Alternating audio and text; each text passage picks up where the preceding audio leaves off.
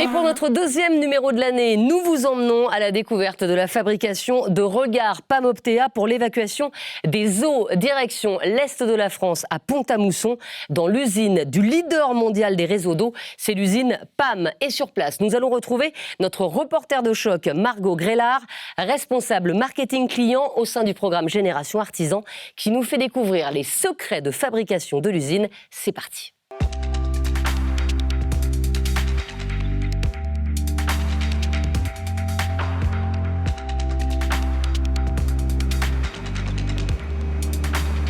Nous sommes à Pont-à-Mousson, à l'usine PAM, en compagnie d'Arnaud Cuny, responsable marketing voirie. Bonjour Arnaud. Bonjour Margot. Avant de nous parler de cet endroit extraordinaire, est-ce que vous pouvez nous dire qui est PAM? Oui, bien sûr. PAM, c'est la filiale eau du groupe Saint-Gobain. Filiale qui a été fondée en 1856. Nous sommes sur le site historique de Pont-à-Mousson en Lorraine. Et ici, nous sommes au cœur des hauts fourneaux, là où le métal commence. Dans ces hauts fourneaux, nous avons 500 tonnes de métal liquide qui en fait sont fabriqués à partir de couches alternées de charbon. Et une fois que cette matière est suffisamment chaude, nous l'envoyons dans les réseaux de fabrication. À côté de nous pour la partie centrifugation, puisque nous sommes fabricants de tuyaux pour la distribution d'eau potable et les réseaux d'assainissement partout à travers le monde. Et également dans la fonderie de Blénaud pour la fabrication des regards de voirie et grilles à valoir. Nous, ce qui nous intéresse chez Point P, Arnaud, c'est les regards hydrauliques. Est-ce qu'on peut dire que tout commence ici? Vous voyez ces petites plaques de voirie, c'est un tampon hydraulique destiné pour le marché résidentiel ou pour les trottoirs. Et en fait, tout commence ici avec la fusion du métal liquide. Et ensuite, on va envoyer ça au site de fabrication. Et je vous invite à me suivre pour aller regarder comment est-ce que ces plaques sont fabriquées. Très bien, je vous suis.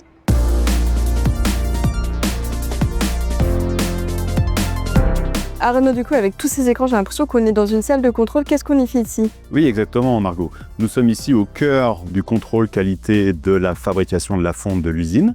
Et une fois que le métal sort des hauts fourneaux, on va pouvoir faire des échantillons sur lesquels on va faire une spectrométrie afin d'analyser la composition de cette matière. On va identifier le fer, le carbone, le silicium, qui sont les éléments qui composent l'alliage de fonte. Et si on a la bonne composition à travers les proportions de ces différents éléments-là, on va pouvoir ensuite emmener le métal vers la fabrication des tampons de voirie qui se situent à Blénaud. Ce que je vous propose maintenant, c'est de me suivre pour rentrer dans le vif du sujet et voir comment sont fabriquées ces plaques de voirie. Parfait, allons-y.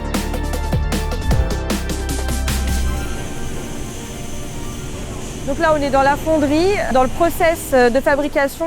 Concrètement, qu'est-ce qui se passe ici? On vient de récupérer le métal, maintenant il est à la bonne température, il est à 1500 degrés. On a fait les corrections en silicium, en carbone.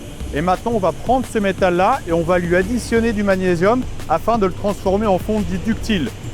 Ce magnésium va nous permettre de transformer le graphite qui est à l'intérieur de la fonte sous forme de petites sphères qui va lui donner cette élasticité, cette robustesse qui va permettre au produit de durer le plus longtemps possible. C'est très impressionnant ce qu'on voit derrière toi. Qu'est-ce qui se passe là actuellement? En fait, là, le magnésium rentre dans la fonte. Et ces flashs blancs que l'on voit, c'est le magnésium qui réagit. Ce sont les mêmes flashs en magnésium que vous aviez sur les appareils photo il y a des dizaines d'années, ou encore aussi les feux d'artifice blancs que vous voyez dans le ciel, c'est ce magnésium. Ok, incroyable. Ce que je vous propose maintenant, Margot, c'est d'aller voir directement l'étape de moulage, où on fabrique les moules et on va mettre le métal à l'intérieur des moules pour fabriquer ces fameux produits. Parfait, on continue.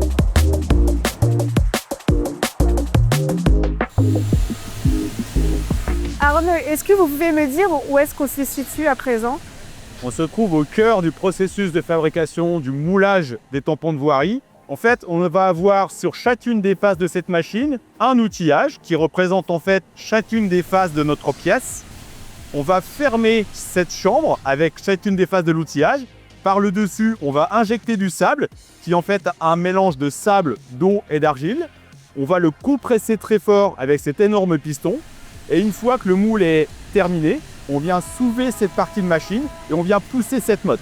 On va les pousser les unes derrière les autres et à la jonction de chacune des mottes, on va venir insérer le métal par un entonnoir qui est situé sur le dessus de la motte et vient remplir l'empreinte en sable qui est à l'intérieur de ces deux mottes.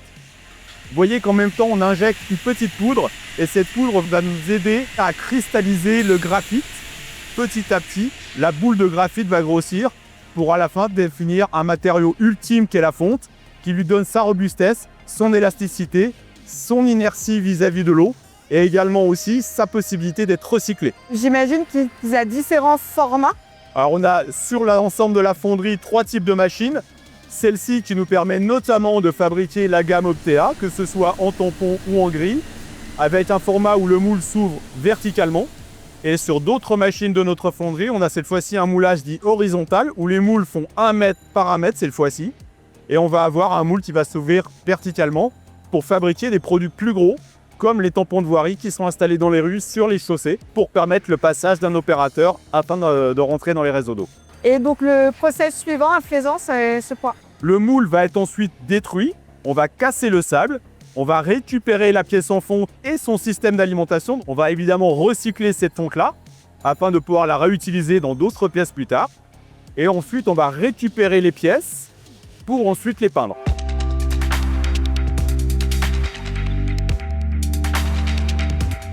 Et donc maintenant, on doit les tester selon un cahier des charges strict, celui de la norme EN 124. Le produit qui nous intéresse aujourd'hui, c'est la gamme Optea, qui respecte la classe de résistance B125. Donc B125, ça permet de résister à une classe où on va avoir 12,5 tonnes de résistance avant que la pièce ne puisse rompre. En termes de type d'usage des plaques, j'imagine qu'il y a différents contrôles également qui sont faits selon l'usage. Tout à fait. La classe B125 correspond à des zones plutôt trottoirs, piétonnes. On va avoir la classe C250 qui est un intermédiaire entre le trottoir et la route, c'est la zone qui est le caniveau. Et ensuite, on a la classe de résistance pour la chaussée, pour les routes, et donc ça correspond à D400, donc ça correspond à 40 tonnes de résistance. On va mettre un poids lourd en équilibre sur une roue, un poids lourd de 40 tonnes, afin de vérifier si la pièce peut résister à ces critères-là. Très bien. Dans les tests qu'on va pouvoir faire aussi ici, c'est qu'on va mesurer la déformation de la pièce. Donc, on va faire un essai, on va appliquer 5 fois 2/3 de la charge de classe. Ça permet de comprendre si le produit a des risques de déformation. Et une fois que ce test de résistance a été fait, on va appliquer cette fois-ci la totalité de la charge de résistance, 12,5 tonnes. On va maintenir la charge pendant une trentaine de secondes. Si à la fin des 30 secondes, le produit a résisté, le produit est déclaré conforme. Nous ici, on va un petit peu plus loin. On va aller dépasser ces 30 secondes. Donc on va aller jusqu'à 15, 16, 17 tonnes afin de vérifier si le produit est vraiment au-delà des exigences qui nous sont demandées par la norme. De plus, ces produits sont certifiés NF. Et maintenant, ce que je vous propose, Margot, c'est d'aller voir le conditionnement des pièces, le paquet que vous allez recevoir sur votre stock chez Point P. Parfait, je vous suis.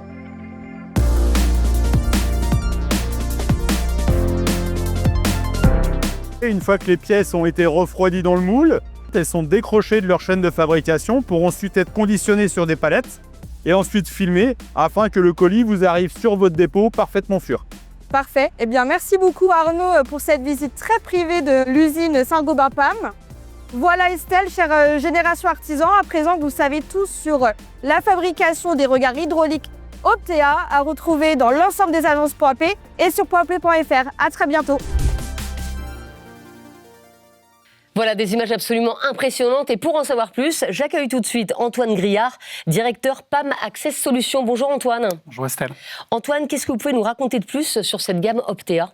Eh bien Estelle, Optea, c'est notre gamme essentielle pensée pour les artisans qui recherchent des solutions d'accès au réseau d'eau pluviale et au réseau d'eau d'assainissement. Elle se décline sur des ouvertures libres allant de 300 mm jusqu'à 600 mm. Et elle se différencie par sa facilité d'installation, son ergonomie, puisque c'est la solution la plus optimisée et la moins lourde du marché. Et également, elle est pensée pour l'acoustique, puisqu'elle ne fera pas pam-pam quand vous circulerez dessus. J'aime bien. Antoine, c'est vrai que quand on voit les images spectaculaires de votre site de production, on ne peut pas s'empêcher de penser que ça doit quand même dépenser beaucoup en énergie. Estelle, vous avez raison, on est quand même dans un environnement industriel et PAM est pleinement engagé dans sa transformation sur toutes les étapes de la chaîne de valeur. Donc notre ambition, c'est de réaliser une réduction des émissions de CO2 de 80% d'ici 2030. Le premier levier pour nous, c'est la production. Donc on est sur un programme d'investissement de plus de 200 millions d'euros qui a commencé en 2021, qui va courir jusqu'en 2029, avec une transformation totale de nos outils de fabrication, en passant sur de l'électrification. Le deuxième levier, c'est évidemment la logistique. On a une offre de transport sur une base de biocarburants qui permet de réduire encore une fois de plus de 80% les émissions de CO2.